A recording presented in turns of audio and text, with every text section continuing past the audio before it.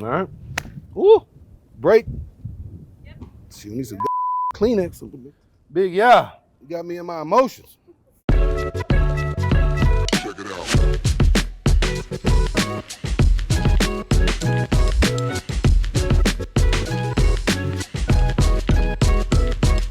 Now, how do we know each other? Beautiful son, I've known you before you were born.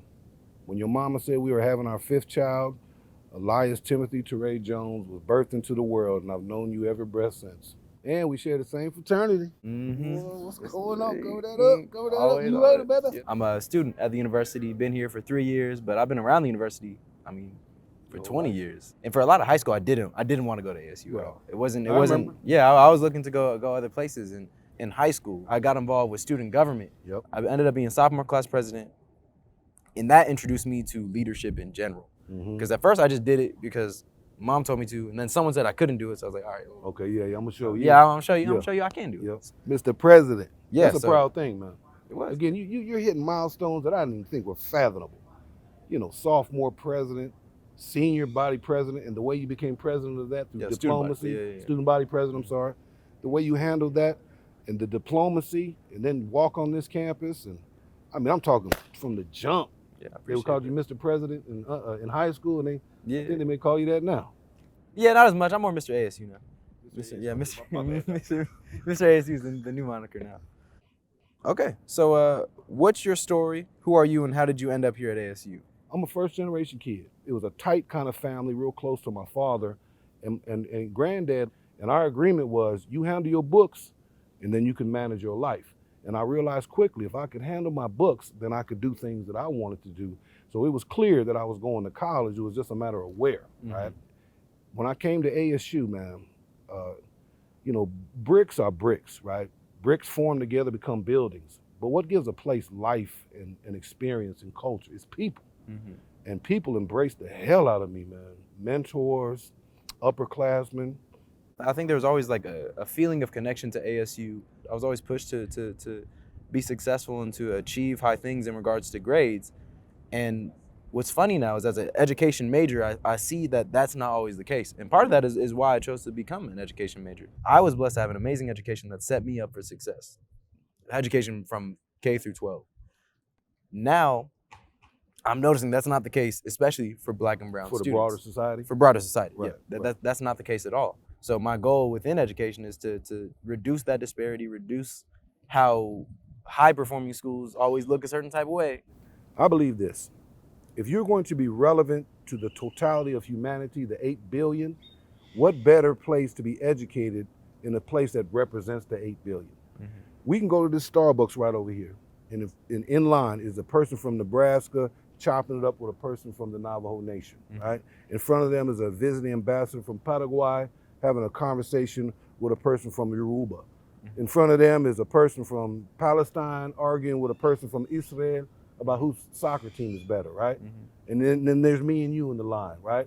This place literally represents the world. If you're trained among the world, you can have some understanding of the world and you can be relevant to it. One of the really cool student organizations that ASU recently, or the student organization brought back itself, it was called African Student Association. Yep, and they've been doing some amazing events recently, and all of it is around, like, first of all, connecting the African-specific students on campus, but then also sharing their culture and bringing that to the community. The action of culture is to devote your work, time, service, whatever the case may be, to be relevant to improving upon the cultural conditions. Working in higher education, to me, is breaking first-generation cycles, and it's also encouraging beautiful people to think, how can their intellectual experience manifested in a job then be, in some way, also be relevant to the advancement of cultural community within their academic lane. And so, celebrate, yes. Applause, yes. But how do you live a life that's relevant towards improving and uplifting the beautiful cultural community by which you claim as your own? What are the most challenging and rewarding parts of being a leader? I don't ever want to do something to do something. I don't ever want to just have a presidency because I thought it was cool. Right. I want to have a presidency because I want to change something that I think could be improved, or I want to find a way to get more representation or help out more people in a certain area. I always say leadership doesn't have a defined definition. Right. Because if it does, then you stop looking for it. Boom. But there are rewards to it as well. Opportunities, is probably the biggest thing. And then also the impact that you can have as a leader is amazing. What I've been getting to lately is kind of the mentorship aspect of being a leader. Looking back, what do you hope your legacy will be, and how would you like to be remembered? I'm fortunate that I see legacy every day. I don't feel unappreciated. I get more thank yous than I deserve, and I get to see you and your brothers and sisters do your thing. My legacy is in front of me. Oh, I'm in proud dad mode now, boy. I'm in mad proud dad with my son. And you're at the beginning. To me, you're going to be in dad's mind and through what I'm observing, you're going to be an innovative leader, and people will remember you not because you want to be ego stroked, because you were relevant. You were relevant to the lives of people. That's what I would want you to know. And that your mom and daddy love you. I appreciate that. For me, I want you and mom to know that I am happy. I'm okay with how much I'm putting on myself.